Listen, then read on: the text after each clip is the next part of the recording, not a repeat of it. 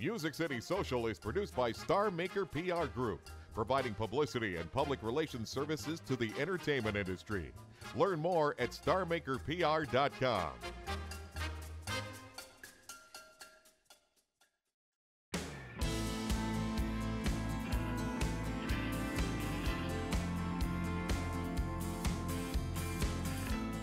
A couple of weeks ago, a friend of mine messaged me on Facebook and said, "Hey Drew, you gotta listen to this band and you gotta have them on Music City Social."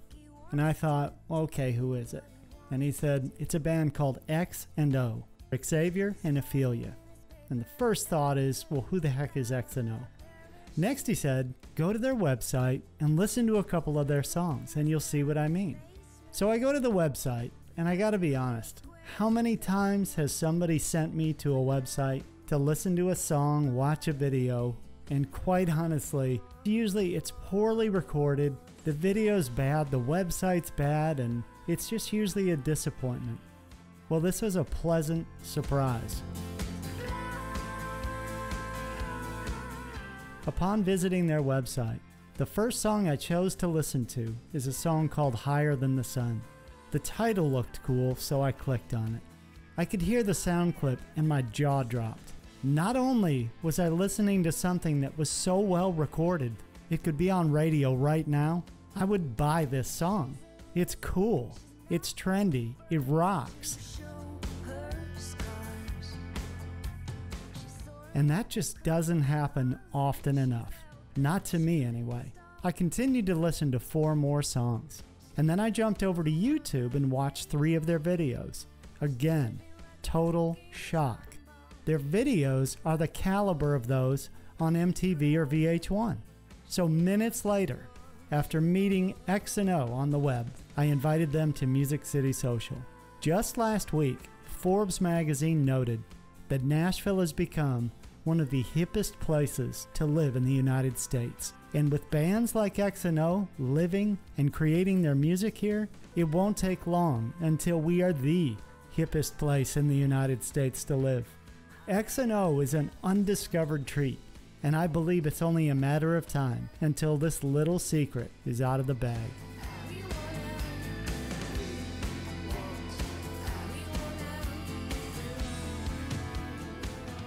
My guests today are X and O, or known as Xavier and Ophelia. Welcome to Music City Social. Thanks for having us, Drew. We appreciate it. Well, I want to start at the very beginning, so tell me a little bit about your childhoods.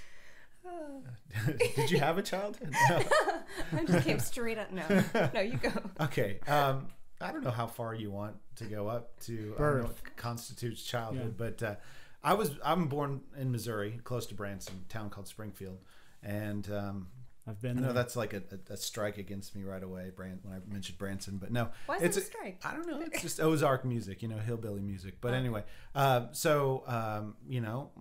family is, my dad is professional. He was an attorney and an architect. He built some houses. And my mom, she's a nurse. And they're both musical. My mom sings a lot, and she likes to play Broadway stuff on piano.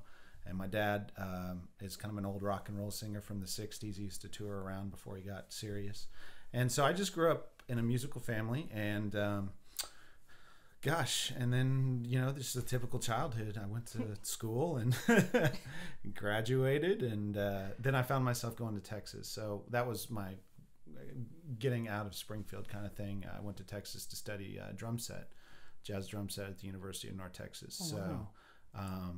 That's the place to go, too. Yeah. I studied with a guy named Ed Soph. Serious drummers there. He taught like Weckel and all those guys, Chamberlain and Keith Carlock, who's big now, which I went to school with. And I'm like... Did you really? Yeah. Oh, I saw a seminar with him and just... He's got his own thing. So I think that's cool. So, all these players that kind of have their individual voice. And so that was my first time out of Springfield. But it was a nice childhood. So that's cool. Ophelia, what about you? Where'd you grow up? I grew up in Texas, actually, which you would never imagine. You don't hear it in your voice. You don't hear the accent. No. Y'all. Well, what's funny about that is I grew up in a small town in Texas, and then when I initially went to college, I had decided I was going to do opera performance. Yeah. So when I started doing that, you have to take a lot of diction courses, and so it wiped out my Texas accent. Oh, wow. Yeah, which is interesting. Good for me, I guess. Wow. Okay, then real quick, why didn't you pursue opera? Opera? Yeah. Or did you? I did for a little while, but then it just, I don't know, I got tired of singing dead people's music, really. Is what it came down to. It was just, you know, I mean, you're singing in a different language, and it was really hard to kind of emote when I didn't really know what I was singing. So so then I had to transfer to English. Wow. Okay, so and you wound up in Texas State. Yeah, I went up, but, you know, we never crossed paths until later on. So all right, so what brought you both to Tennessee, Nashville? I mean, why not L.A., you know, New York? Or Well, you did a stint in LA. Well, it's kind of weird because I was on, like, after Texas, and she was obviously in Texas for a while too. She lived in Austin after she went to school there. But I actually did live in LA for 6 years, or 5.5.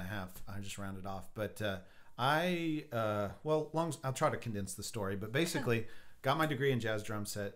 Realized I didn't really want to be a jazz drummer, which is kind of strange. You get your whole degree in it, but I realized that I always heard melody in my head, and I wanted to kind of do something else harmonically. I'd always played piano and guitar and all that kind of stuff. So I'm multi-instrumentalist, although my focus was drum set. So long story made short, I started working for Capitol Records in Dallas, their distribution office. And I got a taste of that, and I was like, man, I want to go out to LA, you know, where the real record industry is. At that point, it was like, 98, 99, and I was still thinking Nashville, you know, country music. Who wants to do that? You know, I mean, not that I don't like country music, but I thought that's all it was in Nashville. That was my perception. So I went out to LA still thinking it was, you know, the days of Toto and Steely Dan, where all these cool studio sessions were going to be happening. And what I found out is a bunch of guys, you know, programming in rooms. And so long story made short, I went work for Capitol. I went out to LA and I worked for another company called Warner Chappell, music publishing out there. So I was in the business for a while. But what I realized is that, you know, it just wasn't creative enough for me. So while I was at Warner Chappell, I started doing demos for songwriters and getting my production chops up. And also at that time, I got my MBA from Pepperdine. Just to, you know, get You're more. An overachiever. So anyway, I was out in LA. I was working in the business. And then at that point, it was like, well, you know, I've been out here for 5 years and I'm never going to be able to buy a house. You know, it's like $600,000 for just a, you know, 3-bedroom, 2-bath house. A shack. Yeah, exactly. But I had a lot of good friends, and I still keep in contact with those connections that I'm happy to have, you know, met. But I started throwing darts, and no, I had a friend that moved to Nashville, and he said, look, Nashville's pretty hip, you know, it's not just country music happening here. There's this underground rock scene and some hip hop going on and all that. So I was out there, and then, so I've been in Nashville, 8 years, I think. So, and then you were on the East Coast, right? So you're like the mirror image of exactly. me. So it's like we both were kind of in Texas at the same time, and then he went left, I went right. What happened? So I left Austin and went to school at Berkeley in Boston. So I went there, graduated, and then decided that I was tired of kind of living in civilization and really wanted to focus on songwriting. So I just kind of moved to Vermont. So I lived in Vermont for 2 years, just songwriting and, you know, just kind of touring the coffee shop. Yeah, just doing the coffee shop kind of thing. And then I decided that I probably need to get back to civilization. So I had planned on moving to Austin, going back to Austin. So my mom flew up to Vermont and we road tripped back. You know, we made little stops and stuff, and one of our stops was Nashville. And so whenever we stopped here, my mom was like, why don't you just move here? I'm wow. Like, all right, I'll just do it. So then she took a plane back to Texas, and I have So been you here never ever since. left? No, I didn't. So we never made that entire trip back. Because you guys came to Nashville at a cool time. Yeah. Things had already evolved. When I moved here in 87, it was still pretty much the old school country mentality here, and downtown was awful. It really was. It wasn't where you'd go to, you know, you wouldn't take friends there to do something. It was not a pleasant experience. How long have I been here?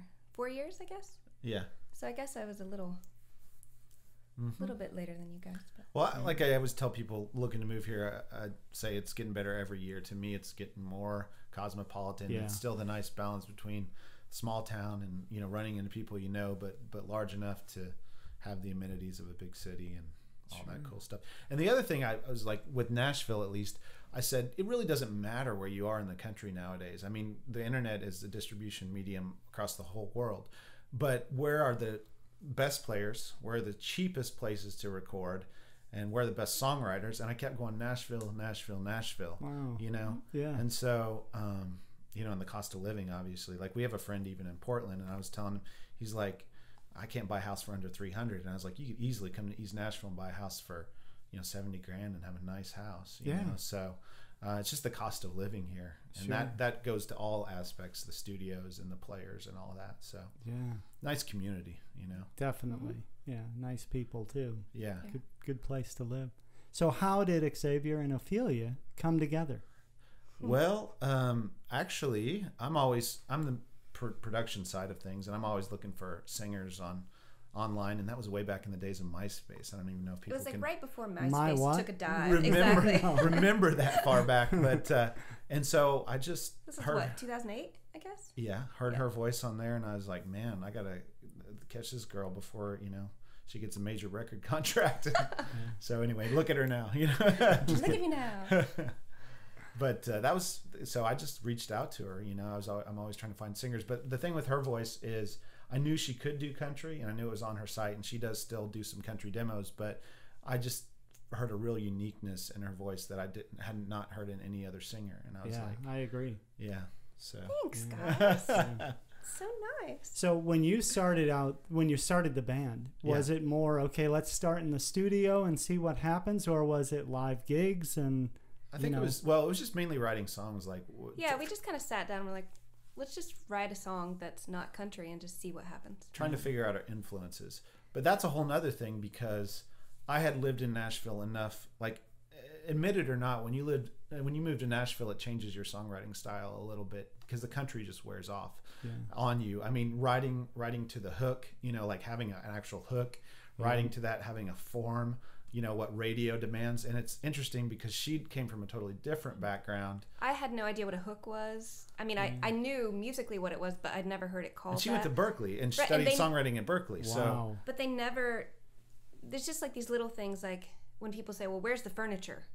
Like, what are you talking about? I have a couch, I don't know. And they're like, no, the stuff in your songs, it's like, it just doesn't make any sense to me, or it didn't make any sense. So he kind of taught me a thing or two about the Nashville way to write. but it's a good balance, because I'm kind of like, okay, it's very structure, and where, you know, the melody needs to go up on the chorus, and she's like, well, how does it feel, kind of thing, is this in my range? And so it's a nice thing that comes together. So I guess for us it was that, and then it was also, you know, finding common influences. Like I have some weird, you know, influences. Like I like early 80s Olivia Newton-John, and I like The Cure, and, you know, Sixpence None the Richer and Are stuff. we talking Strange Twist of Fate, Olivia Newton-John? Yeah, exactly. Okay. Like, well, and that, or like even like the Physical album, you know, where it has what's the one, I Make a Move on Me, and that kind and Xanadu kind of stuff, even, because I'm a huge ELO fan. So all of that stuff. Was it Jeff Lynne? Yeah. Behind that? Yeah, Wow. well, he wrote it. I mean, he's kind of like the puppet master to me, but but she's a great voice too. And so anyway, like that kind of stuff. And then she's like, okay, check this out, and she's hipping me to some, you know, obscure songwriters, especially from the East Coast, that I didn't know. And so it was good. We taught each other some stuff. Ophelia, what are some of your influences?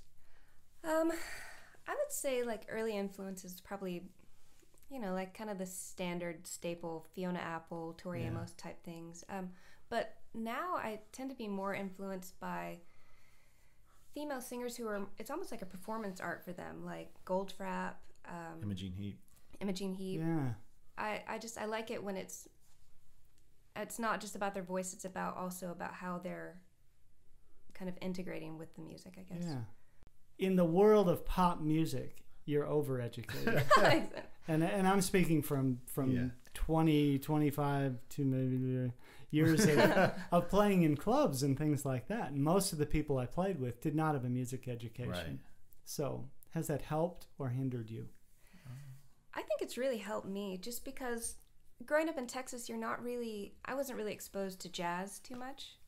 Didn't really know too much about it. I mean, and then I started studying classical music, so I mean, I was getting that kind of under my belt, but had never really kind of explored jazz or any of that. So then whenever I moved to Boston to go to Berkeley, you're forced to take all these jazz courses. And so it really kind of just put a different spin on the way that I write melodies, because it just kind of I don't know. I feel like I sort of have like this jazz kind of lilt in my voice anyhow, but I didn't know that that's really what it was. Gotcha. Until I went to Berkeley. So Yeah. I think they gave me a lot of tools for my toolbox. Gotcha. Yeah. What about you, Xavier? I think you can get it on the road. I mean, I've seen a lot of amazing people, and for me, if you go to music school, it's just a little bit more concentrated, and you're learning in your classes, but more importantly, I think you're learning from your peers. Like when I was at North Texas, the way you really learned was you would listen to the guy in the practice room next to you and go, "Man, that guy is just like, I want to be better than slamming. that guy. How am I ever going to be that good?" You know. So you're just in this group of like, it's just it's almost like peer pressure, and you're putting it on yourself. So that actually is probably the biggest thing that music school did to me. And then also just exposing me, like she said, to other, like you'd get together with a friend, he'd be like, "Oh, check out this old like Coltrane, Johnny Hartman record. Oh, I've never heard that." Or check out this old like Genesis, Lamb Lies Down on Broadway. Oh, I didn't know who Genesis was. Just educating you to the back catalog of stuff, just being in that peer group. So I mean, that can happen on the road, that can happen with guys in a band, but usually when you're in a band, it's 4 other guys. I'm talking about 100 other guys, and watching them play, doing recitals and going, "Oh man," like watch it, like believe it, I don't know if you know Rich Redmond. I also went to school with Rich Redmond. So guys like that, where you're like, "Oh, he's doing this cool new thing," or he's got this new marketing thing. Just, it's like more of a condensed education. You can still get it on the road, but what about, did either of you take music business courses at all? See, I didn't, but you probably did it at Berkeley. I just got a strictly music degree. I did. I took a few music courses. One of them that sticks out to me, and it's just funny, taxation in the music industry. Really? The final exam was we had to do you the applying tax. that nowadays? No, but we had to do the tax return for New Kids on the Block. That was our final. Holy cow. Exactly. Wow. But the music industry obviously is changing daily. So I mean, it's even if you get that education, it's probably more towards the traditional bent, which is good. I mean, you have to learn. Okay, these are this is the distribution stream and what performing rights are and all of that stuff. But that's just the foundation. That's just the starting place. Then you have to actually figure out what's going on now, which none of us know.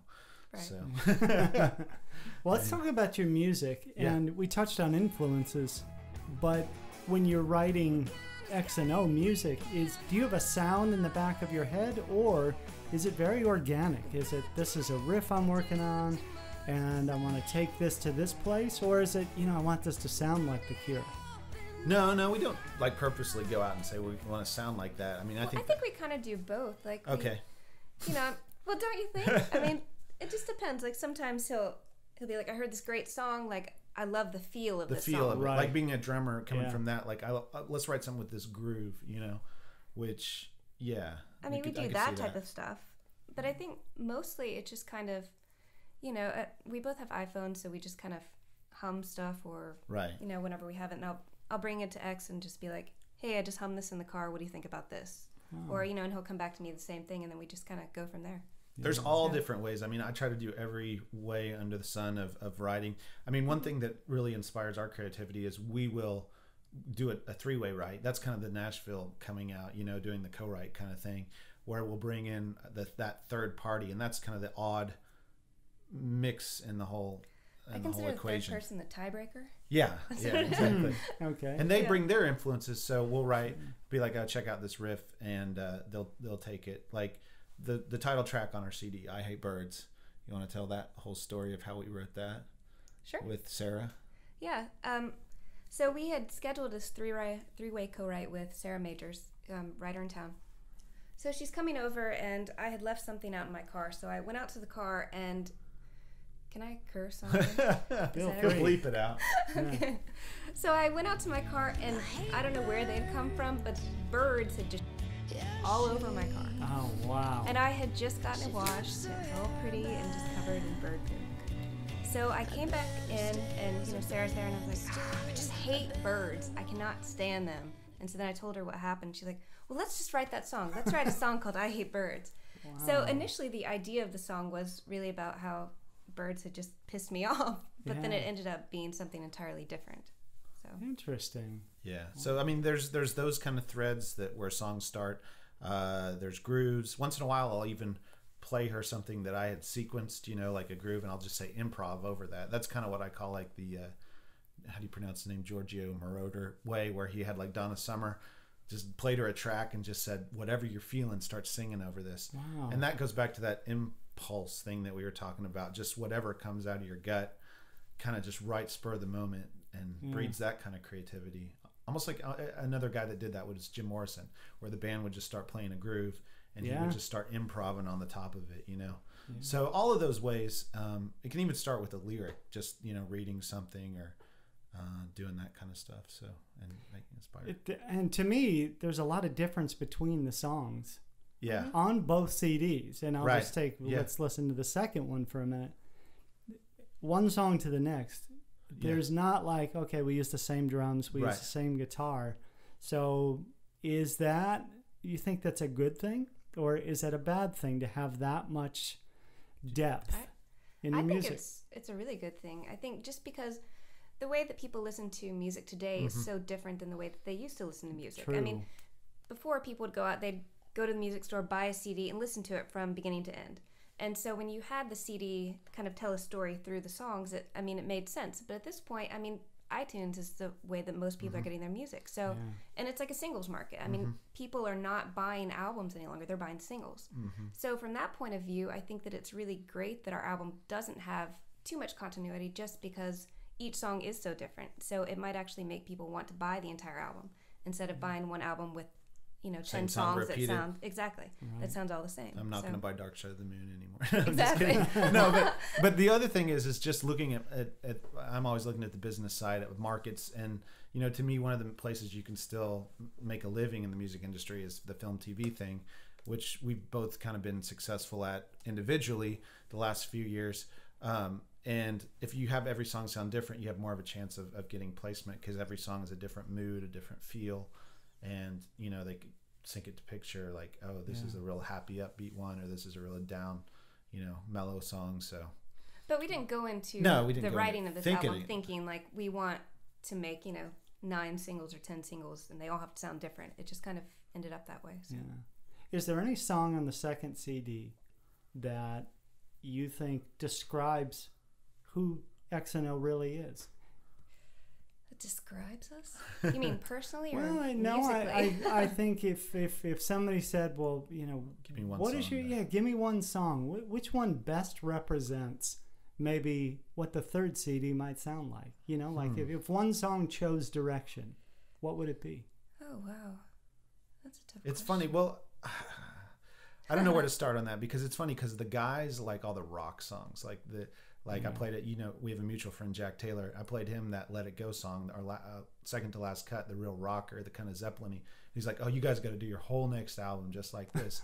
But then the girls, they like more of the mellow stuff. So they'll really like some of the electronica stuff. So I would probably say "I Hate Birds," and that's why we called it that. Is even though that's a little bit more rock, it's indie and it's just weird enough too. Yeah. Quirky. Yeah.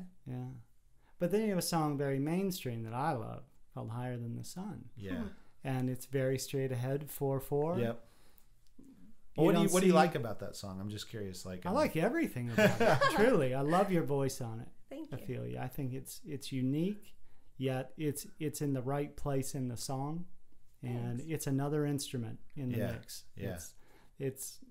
I was really surprised at how finished it sounded. Cool. I was expecting more. I don't want to insult you. I was expecting more of a demo sounding record. Right. And what I heard was what's on the radio today. Or better yet, what I wish was on the radio today. Thank you very much. There's, in my opinion, there's just not a whole lot of great music on there. Strive for. Well, an interesting thing about that song too, "Higher Than the Sun," we were talking about one of our big influences was The Cure. And that song wasn't influenced by The Cure. In fact, we wrote that song with Freddie, who's from Canada. So that was just one of those things. We just started writing kind of a groove that we liked. But we got Reeves Gabrel to play guitar on it, and there's some freaky guitar there at the end. If you've listened to that song, he is now. Well, he just got off tour with The Cure this summer. So it's kind of wow. So it's one of those circle there. Small worlds, but like even in the production, just bringing in different voices. To me, that's important. We were just talking about like individual drummers with voices, like the Keith Carlocks. Well, every musician, you know, like there's guitar players. He's one that has a very unique voice. So if I hear a song and I'm hearing him and I go, Reeves would be really cool to take that song to the next level, then I'll bring him into the studio. That's the beautiful thing about living in Nashville, is you can make these calls, and you know, I can get Chester Thompson to go come play on my record if I want, or whoever, you know. I mean, but so but thank you for that song. It's more like that song. Well, tell them about like how we came up with the lyric concept for Higher Than the Sun.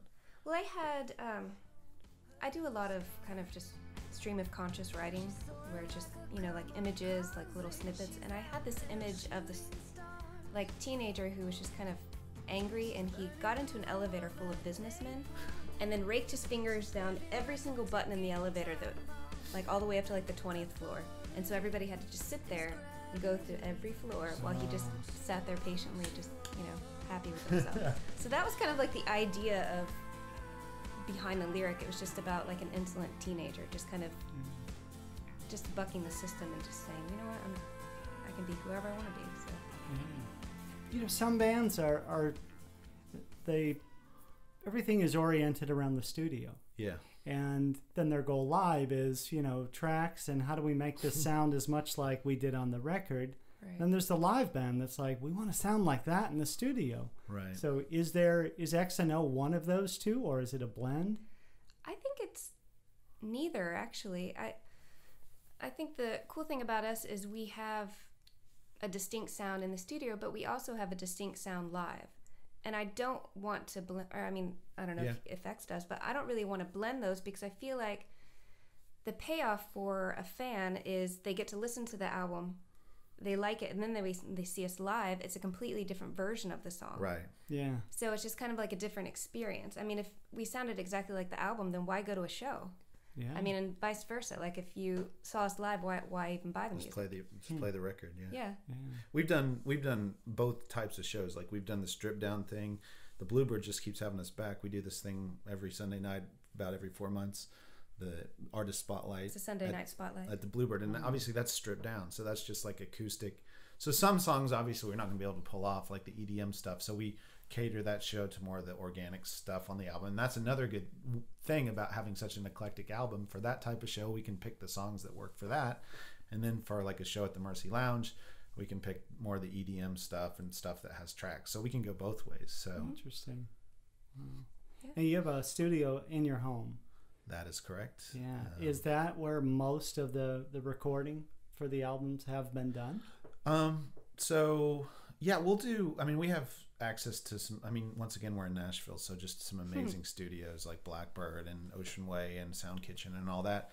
So we'll go, if it's an organic song with real drums, we'll pretty much go track the drums at a real studio. And not track it at home, but everything else pretty much happens at home. We do vocal overdubs. All the vocals are at home. We do editing. We do some mixing there, so programming. So that's the beauty of, you know, having a home studio is being. You were talking about some time, being afforded some time to get all that stuff done, and that's how we can kind of keep it in budget too. I mean, otherwise we would just be spending way too much money on studio time, but we do a lot at home, so we're able to control those costs a little bit. So I'm just glad you let me use the studio. And Dave, you teach at Belmont. Belmont University. What do you teach there? I teach music production to songwriting majors and more of the technical people, and I also teach another class called Audio 1, which is more of a historical bent, where we talk about analog, and we actually do a class over at RCA Studio B, which is like home of 1,000 hits. I mean, they've had like 1,000 top 10 hits from the 60s through the 80s there. So is it still analog? It's still analog, is believe it really? Or not. Yeah, it's like tape and tape delay, and there's no digital processors. So that's a whole nother thing too that kind of rubs off, is like, even though, like, for instance, at home I'm not working in the analog domain, that sound is in my brain and I'm constantly trying to recreate it. So well, let's talk about that for a second. Yeah. When you record, are you after a certain type of production necessarily? To me, and this is maybe a fault of mine. I hear everything like a huge record, Yeah. like the Phil Spector thing. Yeah. And that's some criticism we've gotten, is like everything is just so big. And maybe the next album is going to be something stripped down. You don't know, with a little bit more breathing room. But I hear everything as like a finished record in my head, just all these parts, always some ear candy. Never a space where the guy, the person listening is like, I'm bored. There's always something to latch on, whether it be a vocal hook or a musical hook, just always something to latch on to. So that's how I hear records. So that's how I make them. But I hear it the exact opposite. Really? I do. Yeah, because you have I came, my The folk. background's kind of like folk singer-songwriter stuff. I mean, I did a lot of, when I lived on the East Coast, I did a lot of, coffee shop gigs with just me and guitar. So I kind of came from that stripped down background, and I hear every song as guitar and voice or piano and voice. So it's a really interesting blend between the X and I, because he comes at it just balls to the wall, like, I want all this stuff, and I'm like, I want none of that. Right. So we end up coming to like a really good kind of middle ground. Yeah. Most of the time. I mean, I let him have his way sometimes, and he lets me have my way sometimes. So it works. Well, the rock out, stuff, it sounds like a band. Yeah. That's what's cool about it. It doesn't sound like Mutt Lange, Right. Well, that's good. it's 1,000 parts assembled, and it really sounds like a band, which I think is cool. Well, and that's another thing too, is while X likes to hear like everything kind of big, he also has perspective on it too. He's not going to, program like a 50-string orchestra to do it, because that would never be. We'd never be able to do that live. So I think a lot of things that he does in the studio, he wants to make sure that they can kind of come across in some form or fashion live as well, which I think keeps him kind of tame. Yeah, Gotcha. or else I'd keep going. So Yeah.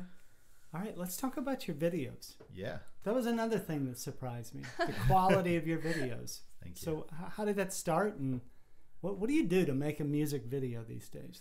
We got a good guy. Yeah, we have a secret. We have a secret weapon, and his name is Aaron Thomas. So he's a local director, and he's a friend of ours, and he does great work. So that's pretty much it. But I mean, the thing is she was talking about iTunes market. It's also a YouTube market. In fact, YouTube is the biggest radio station nowadays. It's more people go to YouTube to listen to music than even Spotify, believe it or not. Wow. So if they just want to be hip to a new thing, they'll go to YouTube and check it out. So we try to do a video for every song, even if it's just a picture of us, because it's where people are going to hear your music. So when we do have a budget to actually go in and do a video, we get together with our director, and we'll just do a concept. She, as you can probably tell, she already has a concept of some guy pushing buttons in an elevator or something like that. And birds. Yeah. Yeah, I mean, whenever we decide which song, well, actually what we had done in the past is we had given Aaron the record to listen to, and then we let him pick which song he wanted to do the video for. Wow. And so That's then, neat.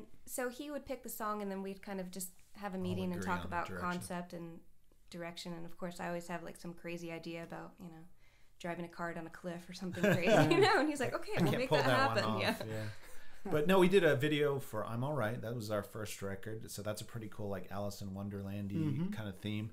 And then we just did a new one for Stop the Traffic on the new record. And we have a third one coming out called for I Need Money, which should be coming out, late January, early February kind of thing. Probably like mid-February. Okay, mid-February. We got to still get that one done. But yeah, I mean, we'd love to do a video for every song, because that's just another form of communication to the listener. Everything is so visual today. I just feel like music almost has to be tied to something visual. Call it the MTV effect, but Well, even this show, we put it on YouTube just to reach another vein of people. The word podcast, some people are like, well, I don't own an iPhone. I don't even know what that is. Well, all it is an audio. Oh, never mind. Go to YouTube. Right. Your albums are finished. They sound as good or better than much on the radio. Your videos are great. They're good enough, if not better, than many of the things on VH1 and MTV. So right now, X and O can pretty much hand to a label a finished product and 2 records worth with videos. So all you need them for is distribution and marketing. Is that your goal? No. Not really. I mean, if it happens, great, but it's not what we're setting out to do. I mean, I think for me, the whole reason I wanted to do this is just to kind of do what I wanted to do on my own terms. It's expression. Exactly. Yeah. And so I feel like if that does end up gaining some interest from labels, great. But that's not, for me personally, what I am setting out to do. We're just looking for partners that believe in what we do. That's all. And I use the term partner because it could be anything. It could be a label. I mean, right now you're a partner, Drew, because you know, you were gracious enough to have us here. And you brought me a free book. Thank you very much. You're welcome. I really appreciate it. Yeah. Well, I heard a rumor that Rumors was one of your favorite albums. Yeah. Bada bing. But anyway, but like, you know, you're a partner. We love everything you do online, and so it's like a win-win, and that's all we're looking for, is just win-win. So yeah, just people that believe in us, really. Well, it's very smart. So for us, it's all about, you know, just finding our market. Like, it's very strange. Like, we'll see what our iTunes sales are, and we're like, what countries are we big in? Japan and Germany love us. Apparently. Wow, interesting. So hopefully that reaches a, you know, what's the word? You're asking the wrong girl. A majority, you know, where we can actually see, okay, like we have 100 fans or 200 fans in Japan that would actually come to a show, then we could book a tour. We're not quite at that point yet, but we're planning a summer tour. So when I assume you pay for this all yourself, there's no investors behind this. We do. So I mean, I get a little bit of help from my parents who believe in us, but that's good. that's about it. That's good. So.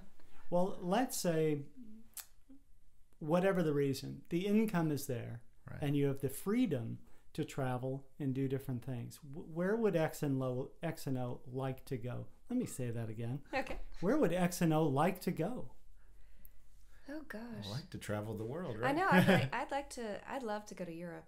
I mean, I would love to do like London and Ireland and all of that, but that's me being selfish because I just want to go there to visit instead of actually doing shows. But I'll do shows there too. That's fine. That's part of it. Yeah. Yeah. And to me, I always have this romantic vision of people like Mary Ford and Les Paul who travel the country in, you know, a sedan doing gigs. I mean, we just have to find our pockets of where our markets are. It may not be Nashville, you know. Yeah. There's so many musicians here. Sometimes it's hard to play a show live here and have people come out. But once you get outside of Nashville, it's like, wow, everybody appreciates it a lot more, and you can find your niche. But you know, and also just maybe finding like-minded bands. We've started to do that too, that we could either tour with or open for. You know, I mean, we'd love to open for a band like Sixpence None the Richer, where our sound might fit in with them. You know, to gain more fans. So those are all ideas. So. Yeah. Are you working on anything in any of those directions? I mean, is there Slowly any but tours surely. coming, or This summer we're thinking about it. doing some touring. It's just, you know how the cycle is. It's like this. You just finish an album and you're like, that was just my whole creative being. Oh, you have to do all this other stuff. Now you have to market it and do the PR. It's a whole nother thing. So You get tired sometimes. and the question is now with the whole record industry like it is, the cycle has sped up. So you guys look like people like Dierks Bentley putting out these 6-packs where they're not even doing the album anymore. It's just these 6 songs every year. And I think that's more of the model we're trying to do, is like maybe not put out a full album, but maybe 6, 8, you know, songs on a record, and then just keep doing it and having a shorter cycle. So are you doing a lot of shows in Nashville? Once every couple months, right? Yeah. I mean, That's not not too enough. many. I know. It isn't. Really. But then what's the point? I mean, I guess I'm going back to what's the point in Nashville, because there's so many musicians. It's so saturated that And not all of it's good. Yeah. I mean, I really believe that. You should Right. be playing because Nashville needs your music to be heard. Right. People need some choices here. But believe it or not, it is actually hard to get a gig in Nashville. I mean, because it is so inundated. I mean, they have people, I mean, they're booking people out like months in advance. Yeah. And the main thing for us is we're so unique. It's like, what do you pair us with a country band? It really doesn't work, you know, like, so we got to once again find those bands that we're really fitting in with and getting into that scene. And we're working on that. So, but I mean, we've played pretty much every place I feel like I've wanted to play in town. We've played National Underground. We've played Bluebird several times. We did played Douglas Corner. I mean, the next step is like the Mercy Lounges, the bigger Marathon Music Works, Right. maybe. So well, I mean, and then 12th and Porter, we might have that coming up. yeah. And Oh, we do have a 12th and Porter thing, I think, coming up in March. So anyway, we're still trying to iron out the date, but Gotcha. March. Well, we talked about how you both came here and what a great place it is to live, but in talking about all this touring and things like that, would you be better suited in LA or New York as X and O? As far as touring or just in general? In general. Because you're so weird, you belong in Yeah, exactly. I'm so crazy. Because Nashville's tired of you. Exactly. Yeah, they are tired of me. Yeah, tired of my hippiness. No. No, I actually don't think that either one of those cities would be better for us, just because Nashville doesn't have kind of what we offer, what XNO offers. So I think that it's good for us to be here because it's almost like we're big fish in a little pond. Yeah. I mean, there are tons of musicians here, tons of bands, but not really too many groups doing what X and I do. So I think it's a good place for us. I think LA, we would just be another face, name, music. And New York, I mean, it's just it's hard to get from gig to gig there, much less, get a gig. So it's just, I think Nashville's a great place for us. Yeah, I really do believe, I'm a strong believer that Nashville is the city, the music city of the 21st century. I know we call ourselves Music City, but just all the creativity going on here, all the studios, all the musicians of every type. And the coolest thing is, like, when I'll call session guys and they'll say, man, I've been playing all these country records. They love to play our stuff if I'm hiring some guys, because it's like something different, and a lot of these guys grew up on some of these bands that our influences are, and it's just like a breath of fresh air, so they'd love to play it. So yeah, and it's cool to hear them kind of branch out and just go crazy in the studio, because they don't get to do that in other. We give them some freedom. Yeah, we just say, just what do you hear? Go with it. And I think that's great. So I'm with her. I mean, I think Nashville is the place just because of the cost of living, the resources here. It's breeding creativity on all levels. I mean, I think like the East Nashville bands over the last 2 years have gotten national headline after national headline. I mean, I think the country is starting to recognize we're not just one thing, So, but we still feel like trailblazers, So, I mean, there are you have the Kings of Leon and Paramore, which. Yeah. So, I mean, slowly but surely, people are starting to. And Johnny Depp just moved here, so makes it even the cooler. Black Keys. Black Keys, yeah. So, I mean, we're getting on the map. I think so. Obviously, your videos are on YouTube as a delivery medium, but to me, YouTube is also kind of a social network, Mm-hmm. But do you benefit from any social media like Facebook, Twitter? I think so. I haven't been as diligent about Facebook and Twitter as I should be. But I feel like through Facebook, I mean, we have...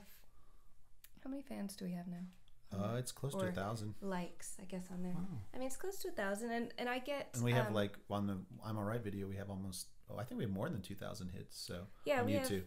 have... what is it? Yeah, it's over 2,000. Yeah. I mean, and I think overall our YouTube channel has, like, what was it, like 5,000 views? We're not as cool as Music City Social. Well, right. It's going to take you a little time. We're getting there. But, I think social helps, and it helps reaching out to those international markets, too. Like once again, she found... What was that guy on Twitter? He was from... Was it Australia? In Australia, he was just like, hey, love your stuff. I'm like, who's this guy? It's like, how'd you hear about us? Yeah. So, and it's interesting because on Facebook we have, people who like us that, that live all over the world. Yeah. And so from that point of view, it's pretty cool because it's not like I'm going to run into them at the coffee shop. So. Right. Your music, when I listen to it, it has a very young and fresh sound to it. And so, yes, I hear influences from the 80s and the 90s, but also it's trendy. It fits in with things going on today. So what music today is possibly inspiring XNO? I guess I'll go first on that. Yeah. I try to keep up with a lot of bands, just, downloading stuff on iTunes, even going to YouTube. I'm not as trendy as going to Pitchfork and just reading what they think is the next hot band. But if I hear... That's what I do. If I hear a good song, I'll follow up and see, does this band have more than one good song? So some of my new favorite albums, at least out of the last year, are the Passion Pit album. Have you heard that one? I have heard of it. It's kind of 80s-ish. I've heard of it. Yeah. I like actually going back to the old stuff. I like the new Sixpence record, which is older, but it's more of a newer slant. I'm a huge Sixpence, None the Richer fan. What else do They're from Nashville, yes. are they not? Yeah. And so they're kind of like... Well, they live here now. I don't think she's yeah. from Texas, actually. They're kind of like one of those bands that we aspire to be, only because they broke the mold, you know? It's like they're doing something un-Nashville and still, you know, having some success doing it. So Passion Pit, another band called WYE Oak. Have you heard of them? No. It's a WYE Oak. So they're kind of in our vein, I guess, female singer and all that. I dig them. And how about you? Anything? I just listen to a lot of XMU. And then, of course, just going back, I mean, I just love, like, the performance girls, like, you know, the Gold Frab and Imogene Heap. Yeah. Who else? I don't know, really. I can't really think of anything. Do you feel like you're drawn? Now I'm the interviewer here. Okay. But do you feel like you're drawn to more like good songs or good voices, or like you said, the whole performance thing? I think it's. I think all three. Okay. Really, I think the voice has to catch me first, and then I listen for the other things, and then if I think that's good, then I'll check them out on YouTube or Facebook or whatever, and see if they have the whole performance thing going. Yeah. So, Ida Marie, that's someone you Ida like. Maria, I love her. Yeah. Ida Maria. Mm-hmm. Yeah. All right, I will check that out. These are all new groups. So. Yeah, I'm so And then like I'll go and like certain things like the South by Southwest showcasing artists is a really good thing to go download, because I think that's free, and you just download it. It's like 1,000 artists that you can get MP3s of. Very cool. One song of each band that played at South by Southwest. And it's free. Yeah, it's free to discover those bands, you know, because they give it away for promotional purposes. So just things like that. And there's like compilations you can find. Well, like the Pitchfork, the 100 greatest. Yeah, Pitchfork cool. releases something at the end of the year like that too. So. Do you use Reverb Nation? Mm-hmm. We're on there. I mean, you know. People can preview. You don't know too much about it, do you? Preview our music. I'm not the social butterfly you are. Social media. But the question we love to ask everybody that comes on the show is: let's say you move to Nashville today, and let's say you move to Nashville today as X&O. You're a band. You're fresh. You're here. What are your first steps in finding gigs, networking, maybe talking to some labels? How do you do that? Well, I think we're a step ahead, obviously, because we are X&O in Nashville. We were just talking about that. The best advice I received when I came to Nashville, and I applied it to a lot of different things. I applied it to producing, engineering, songwriting, is someone told me do something different than what Nashville is, and you'll stick out like a sore thumb. So, you know, in the past I've done cover projects, and those have not been country. Like I had an 80s band and all that. But do something that's not Nashville, and you can actually make a living. So that's one thing, and I think we'd be ahead doing that. It might be a longer road, but we would be ahead doing that. The other thing I would say is, well, it's just the old networking thing, you know, but being a professional, going out, finding organizations. Like if you're an engineer moving to town, you know, check out, every month there's things called AES Hangs, like where engineers just get together at one studio. If you're a songwriter in town, get involved with an organization called NSAI. There's certain organizations already formed. If you're a business professional in Nashville, there's another organization called Solid. It's emerging music business professionals. I mean, there's basically an organization for everybody when you come here. It just takes people a few years to find out about those. But if you can get in town on the ground running and start meeting people in those, you're better off, you know. So, Ophelia, what about you? My advice, is it advice? Really, I don't know. I think if I kind of came to Nashville now knowing what I know, sort of what we're going for, I think it's really easy to get kind of wowed by Nashville. Like, I mean, there's so many great artists and so many great musicians and players that you just feel like you're not good enough or you don't have the chops for it. Sure. But I think what people need to do, and what I should have done, is just kind of stay true to yourself and just believe in what you do, and don't let the influence of Nashville kind of take your true artistry away. Like whenever I first came to Nashville, I had no idea really how to write a country song. So I started doing that a lot, and that's not me. I mean, I'm just not a country artist or a country writer. But it took me a long time to figure out that the type of writing that I wanted to do and that was kind of innate in me was okay to do in Nashville. So it's just kind of just be true to yourself and don't let anybody tell you any differently. Excellent. It has saved me a good year of grief, I think. Well, X and O, thank you so much for being on Music City Social. No, thank you so much. Thank you, Drew. We appreciate it. My Yeah, this is pleasure. Thanks for having us. Thank you for listening to this week's episode of Music City Social. If you or someone you know would be a great guest on Music City Social, please visit musiccitysocial.net and click the Recommend a Guest link at the top of the page. Music City Social is produced by Star Maker PR Group, providing publicity and public relations services to the entertainment industry. Learn more at starmakerpr.com.